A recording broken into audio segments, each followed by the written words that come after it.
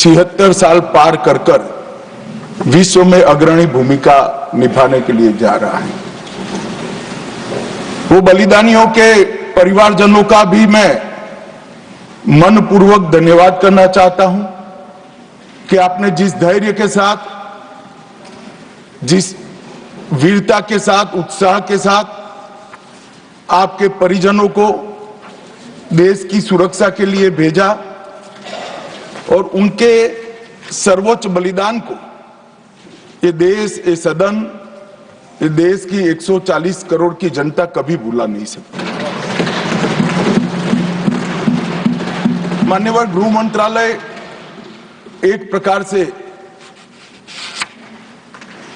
देखा जाए तो बहुत विषम परिस्थिति में काम करता है, क्योंकि कानून और व्यवस्था का जिम्मा हमारे संविधान ने राज्यों पर रखा है। सरहदी सुरक्षा, आंतरिक सुरक्षा, ये सारे विषय गृह मंत्रालय के अंतर्गत आए और ये उचित ही निर्णय है, इसमें कोई बदलाव की जरूरत भी नहीं है। परंतु कानून और व्यवस्था का जिम्मेदारी जब राज्यों का होता है, तब अब 76 साल के बाद ऐसी परिस्थिति खड़ी हुई है कि कई प्रकार के क्राइम राज्य की सीमा तक सीमित नहीं होते, वो अंतर राज्य भी होते हैं, बहुराज्यीय गुनाह भी होते हैं, जैसे नारकोटिक्स है, साइबर क्राइम है, जैसे संगठित अपराध की गैंगे हैं, जैसे हवाला है। ये सारे अपराध कोई एक राज्य की सीमा में नहीं होते और कई अपराध ऐसे होते हैं जो देश की सीमा के बाहर से भी हमारे देश में किए जाते हैं।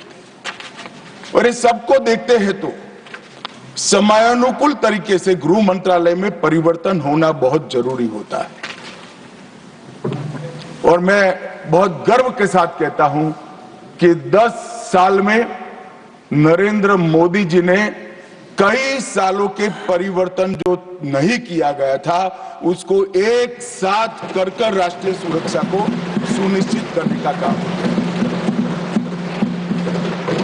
और जितने भी चैलेंजेस खड़े हुए थे, समयानुकूल परिवर्तन न करने के कारण वो सारी चुनौतियों टेक्नोलॉजी का उपयोग कर दृढ़ राजनीतिक इच्छा शक्ति का उपयोग कर एक मजबूत विधायी खाका खड़ा कर और हमारे सुरक्षा कर्मियों का हौसला की बढ़ोतरी कर इसको भरने का प्रयास नरेंद्र मोदी जी के नेतृत्व में 10 साल में हुआ है।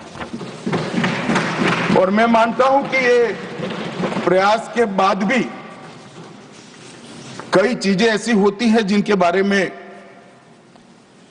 कई सदस्यों ने मुद्दे भी उठाए हैं, मैं इसका भी जवाब दूंगा।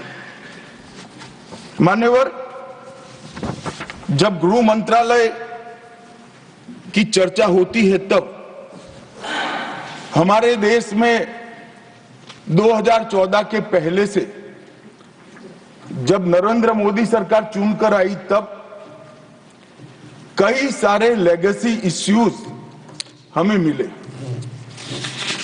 ये देश की सुरक्षा, इस देश का विकास, इस देश का सार्वभौमत्व भी 3 बड़ी समस्याओं के कारण हमेशा चैलेंज होता रहा, इसको चुनौती मिलती है। और ये 3 नासूर करीब 4 दशक से देश की शांति में खलल डालते रहे, देश की सुरक्षा पर सवालिया निशान लगाते रहे, देश के विकास के गति को अवरुद्ध करते रहे और देश की पूरी व्यवस्था को कई बार तो हास्यास्पद भी बना दिया। मान्यवर, 3 नासूर थे। जम्मू कश्मीर की समस्या, वहां टेररिज्म की समस्या, वामपंथी उग्रवाद जो तिरुपति से पशुपतिनाथ का स्वप्न देखते थे, और तीसरा समस्या था उत्तर पूर्व का उग्रवाद, नॉर्थ ईस्ट का उग्रवाद। इन 3 समस्याओं का टोटल लगाएं तो लगभग 92,000 इस देश के नागरिक 4 दशक में मारे गए। माने और एक तीनों समस्या के संपूर्ण उन्मूलन के लिए एक सुनियोजित प्रयास कभी नहीं हुआ था जो नरेंद्र मोदी जी ने चुनकर आने के बाद। मैं सबसे पहले कश्मीर की बात करूंगा मान्यवर। कश्मीर में हम सब जानते थे कि पड़ोसी देश से आए दिन आतंकवादी घुसते थे, यहां बम धमाके करते थे, हत्याएं करते थे। एक भी त्योहार ऐसा नहीं होता था जो चिंता के बगैर जाता था। और केंद्र सरकारों का रवैया लचीला होता था, चुप्पी साध जाते थे, बोलने में डर लगता था, कोई दुविधा भी थी, शायद वोट बैंक का भी डर था। नरेंद्र मोदी जी के आने के बाद आतंकवाद के खिलाफ जीरो टॉलरेंस की नीति प्रधानमंत्री की ने। हमारे आने के बाद भी हमले हुए, उरी पर हुआ, पुलवामा पर हुआ।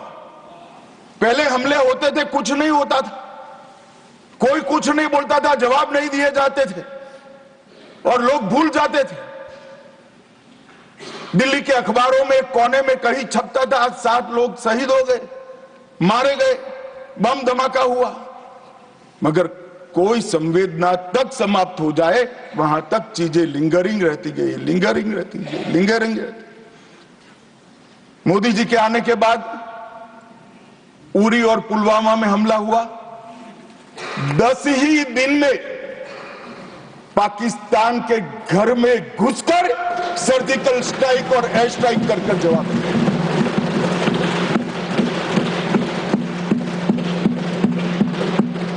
पूरे दुनिया में 2 ही देश ऐसे थे जो अपनी सीमा और सेना की सुरक्षा के लिए हमेशा सम्मान के साथ तत्पर रहते थे, इजराइल और अमेरिका।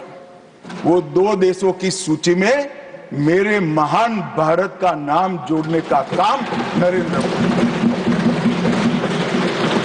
और वहीं से शुरू हुई आतंकवाद के खिलाफ जीरो टॉलरेंस की नीति। मान्यवर, हम सब जानते हैं धारा 370 कश्मीर के अलगाववाद का मूल था। हम भी कभी अलग हो सकते थे, ये भाव के बीच धारा 370 के अंदर डाले गए थे, मगर हमारे संविधान निर्माताओं का भी मैं बहुत मनपूर्वक धन्यवाद करना चाहता हूं। बड़े दूरदर्शी थे, उन्होंने इसको टेम्पररी बनाया था और धारा 370 को हटाने का बीज भी धारा 370 में ही डाल दिया गया। मगर राजनीतिक मजबूरी, वोट बैंक की पॉलिटिक्स,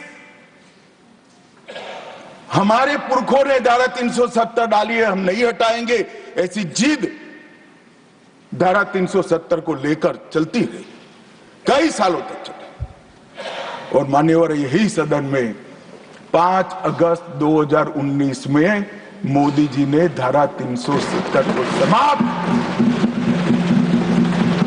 हमारे संविधान निर्माताओं का वो स्वप्न कि एक देश में 2 प्रधान, 2 विधान, 2 निशान नहीं होंगे, कैसे हो सकता है? देश में एक ही प्रधानमंत्री हो सकता है, देश का एक ही संविधान हो सकता है और देश का झंडा भी एक हो सकता है। कैसे एक देश में 2 विधान, 2 प्रधान, 2 निशान हो सकते? मगर चलाए गए, सालों तक चलाए गए और 5 और 6 अगस्त 2019 को इस देश में एक विधान, एक प्रधान और एक निशान का नया दौर, और वहीं से शुरू हुआ कश्मीर को हमेशा के लिए भारत के साथ एकरूप करने की प्रक्रिया। सबसे पहले डोगरी, हिंदी और उर्दू को राज्य की भाषा का स्टेटस दिया गया। मान्यवर, भ्रष्टाचार रोकने के लिए कोई एंटी करप्शन ब्यूरो की वहां रचना ही नहीं थी, क्योंकि रोकना ही नहीं चाहते थे। इतने सालों के बाद एंटी करप्शन ब्यूरो वहां बना। देश के सारे कानून वहां स्वीकार कर लिए गए, चाहे महिलाओं के अधिकार का हो, दलितों के अधिकार का हो, आदिवासियों के अधिकार का हो, बच्चों के अधिकार का हो। ये सारे कानून वहां स्वीकार कर लिए गए। पठानकोट से एक नाका परमिट रखी गई थी, एक भाव खड़ा करने के लिए कि देश के हिस्से में आप नहीं जा रहे हो। पठानकोट की नाका परमिट को नरेंद्र मोदी जी ने समाप्त कर दिया और नया दौर शुरू हुआ लोकतंत्र का, खुशहाली का, विकास का। आज ये कहते हैं क्या परिवर्तन आया है, मैं ध्यान से सुन रहा था, धैर्य न रहे ऐसे उकसाते थे, मगर मैं जवाब जरूर दूंगा। क्या परिवर्तन आया था सुन लीजिए। 33 साल से आपके शासन में रात्रि के सिनेमा हॉल नहीं खुलते थे, सिनेमा हॉल ही नहीं खुलते थे हमारे शासन में। वहां 34 साल से मरहूम के जुलूस का, ताजिया का परमिशन नहीं था, हमारे समय में दिया गया।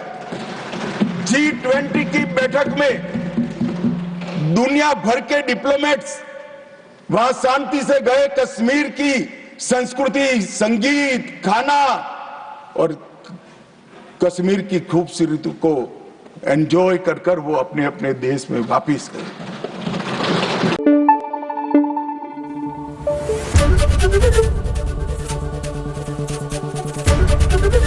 ABP न्यूज आपको रखे आगे।